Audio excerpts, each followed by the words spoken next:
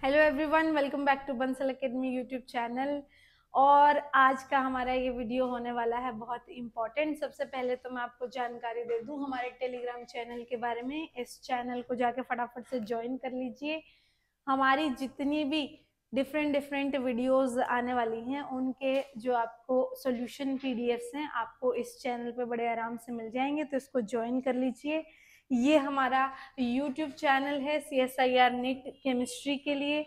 आप सिर्फ CSIR ही नहीं, आप गेट की तैयारी कर रहे हैं, आप TFR की तैयारी कर रहे हैं, आप बार की तैयारी कर रहे हैं, तो इस चैनल को जो है वो आप सब्सक्राइब कर लीजिए, बेल आइकन को भी दबा लीजिए, ताकि डिफरेंट डिफरेंट एग्जाम से रिलेटेड या कोई भी पढ़ाई से रिलेटेड वीडियो जो भी आने वाली है यहाँ पर, आपके कंटेंट से रिलेटेड जो भी वीडियो आने वाली है यहाँ पर, आपको उसकी नोटिफिकेशन साथ के साथ मिले, बिल्कुल भी देर ना लगे आपको नोटिफिकेशन मिलने में।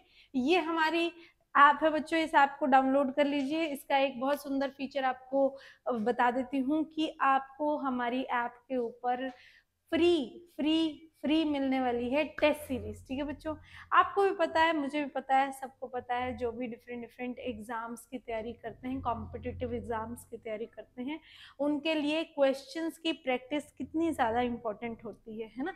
तो आपको टेस्ट सीरीज जो है वो आपके क्वेश्चंस लगाने के लिए ऑब्वियसली चाहिए होगी, क्योंकि उसी से आपका टॉपिक जो है वो और स्ट्रॉन्ग होने वाला है, वो मिलने वाली है यहाँ पे फ्री में। आपको अगर टेस्ट सीरीज में मजे आए तो जरूर से जरूर डिफरेंट डिफरेंट जो हमारे कोर्सेज हैं जो कि एकदम पॉकेट फ्रेंडली हैं वो भी ज्वाइन करें। और आज की हमारी वीडियो हम चालू करने जा रहे हैं।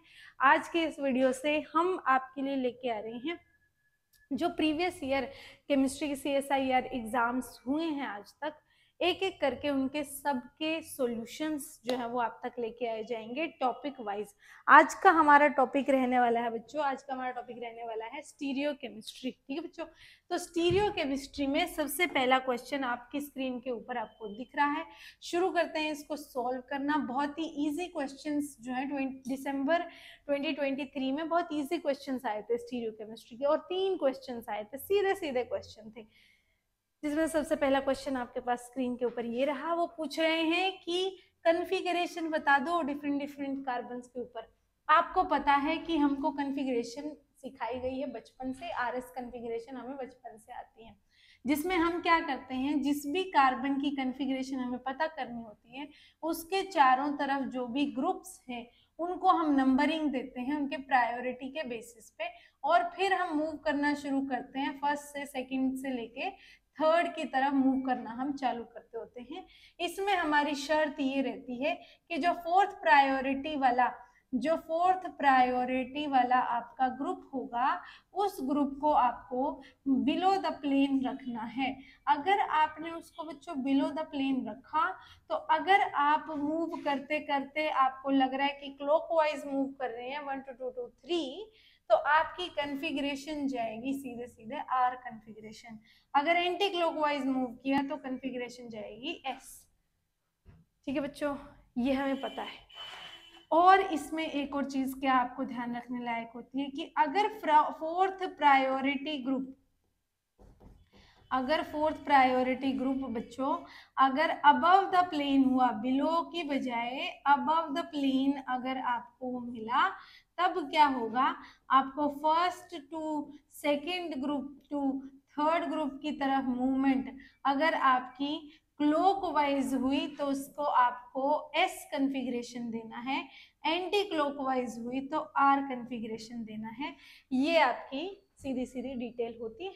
चलो अब शुरू करते हैं, आ जाओ। चलो देखो, आपको स्ट्रक्चर दिया हुआ है ये, ठीक है, इसके ऊपर ये कार्बन रही, ये आपकी पहली कार्बन है, ये दूसरी कार्बन है, और ये आपकी फोर्थ कार्बन है जिसके ऊपर वो पूछना चाहता है आपको कन्फिगरेशन।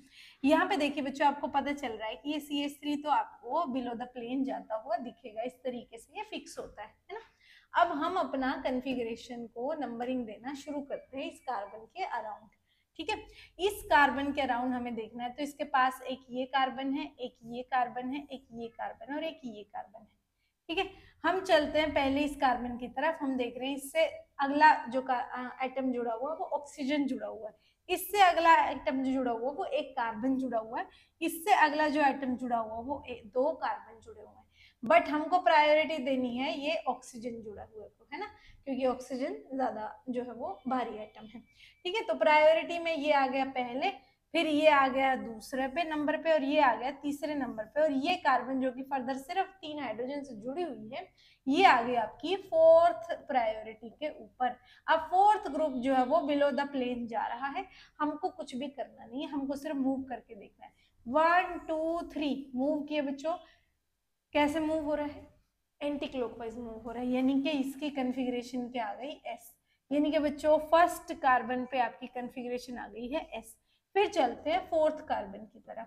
फोर्थ कार्बन की तरफ जब आप मूव करेंगे तो आपको पता है कि ये CH3 अगर बिलो द प्लेन था, तो यहाँ पर जो आपका चौथा आपका ग्रुप लगा हुआ है वो हाइड्रोजन है, और वो आपका अबव द प्लेन है। दिखा नहीं रखा उन्होंने मॉलिक्यूल के अंदर दिखा नहीं रखा, पर ये आपके लिए अंडरस्टूड सी बात है। ठीक है, और यहाँ पे आपको OH दिया हुआ है और यहाँ पे आपको H दिया हुआ है। ठीक है, अब देखो प्रायोरिटी देना शुरू करते हैं।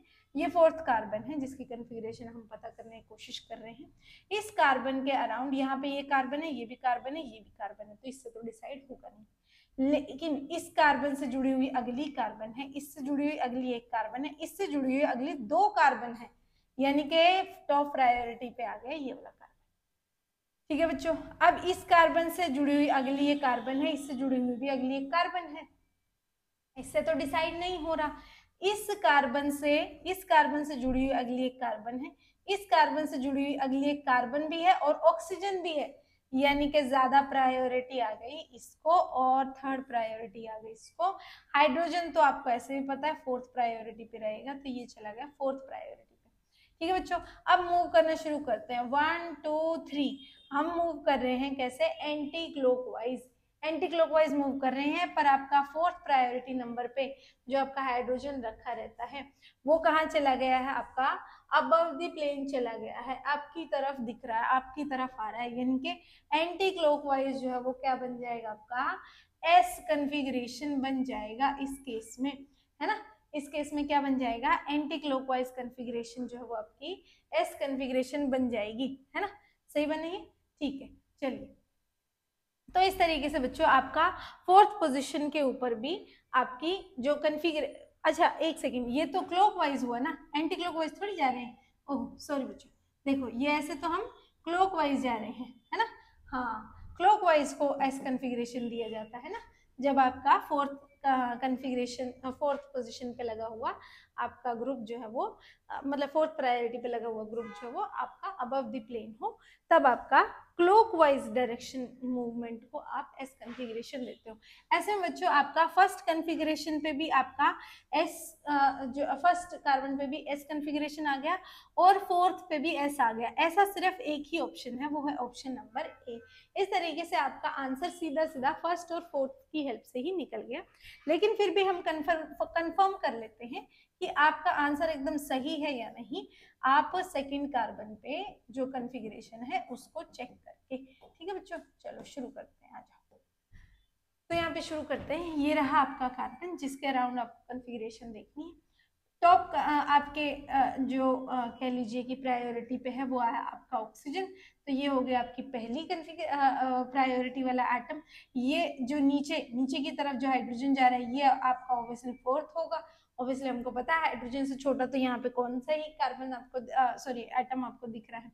यहाँ पर नेक्स्ट कार्बन ये जुड़ी हुई है और ये जुड़ी हुई है, ये फर्दर एक कार्बन से जुड़ी हुई है, पर ये वाली कार्बन आपकी फर्दर इस कार्बन से और इस कार्बन से दो से जुड़ी हुई है, यानी कि प्रायोरिटी मिल गई इसको, फिर मिल गया इसको। अब मूव करो 1 2 3, ये मूव कर रहे हैं हम लोग। कैसे जा रहे हैं हम? एंटी क्लॉकवाइज जा रहे हैं। अब हम एंटी क्लॉकवाइज जा रहे हैं और फोर्थ प्रायोरिटी ग्रुप जो है वो बिलो द प्लेन ही हमने रखा है, यानी कि ये कन्फिग्रेशन भी आपकी कैसी चली गई? एस चली गई। इस तरीके से आपका ऑप्शन नंबर ए आपको कंफर्म हो गया कि एकदम सही है, बढ़िया है, मस्त है, और इस क्वेश्चन का ये आंसर जो है आपका 1 लगा देना चाहिए था आपको। ठीक है, नेक्स्ट देखो, नेक्स्ट वाला हम एक नेक्स्ट वाला क्वेश्चन है आपका, in molecule the following two molecules are, कहते हैं ये दोनों क्या हैं, आपस में एक दूसरे के क्या लगते हैं, क्या कहते हैं इस रिश्ते को, इन दोनों के बीच में क्या कौन सा रिश्ता है। अब अपने को देखो ऑप्शंस में उन्होंने क्या दे रखा है, कंस्टिट्यूशनल आइसोमर्स हैं, होमोमर्स हैं, डायस्टीरियोमर्स हैं, एनेंशियोमर्स हैं। देखो इनकी तरफ देख के आप यहाँ पे एक मिरर अगर रखो तो ये एक दूसरे की मिरर इमेज पता चल रहा है, ये एमी अबव द प्लेन है, ये एमी बिलो द प्लेन है, ये हाइड्रोजन बिलो द प्लेन है, ये हाइड्रोजन अबव द प्लेन है। यहाँ पर ये आपका अबव द प्लेन जो है आपका ग्रुप लग रहा है, रिंग लग रही है, ये यहाँ पे बिलो द प्लेन भी वैसी ही लगी हुई है। यहाँ पे ये हाइड्रोजन जो है वो आपका राइट हैंड साइड पे है, यहाँ पे हाइड्रोजन लेफ्ट हैंड साइड पे, यहाँ पे एमी लेफ्ट हैंड साइड पे है, एमी राइट हैंड साइड पे, तो एक दूसरे की मिरर इमेज तो ये लग रहे हैं बच्चों। और अगर आप इसको ध्यान से देखोगे तो अब आपको ये पता चल गया है कि आपके ये कंस्टिट्यूशनल आइसोमर्स तो नहीं हो सकते हैं, स्ट्रक्चरल आइसोमर्स ही कंस्टिट्यूशनल आइसोमर्स होते हैं। स्ट्रक्चरल आइसोमर्स में दो मॉलिक्यूल्स के अंदर जो है वो attachment of atoms totally different होता है, यानी कि वो तो ये बिल्कुल भी नहीं है। और आपस में क्योंकि मिरर इमेजेस हैं तो डायस्टीरियोमर वाला ऑप्शन भी सीधे सीधे बाहर हो गया। हमारे पास ऑप्शन बचे सिर्फ होमोमर के और एनेंशियोमर के।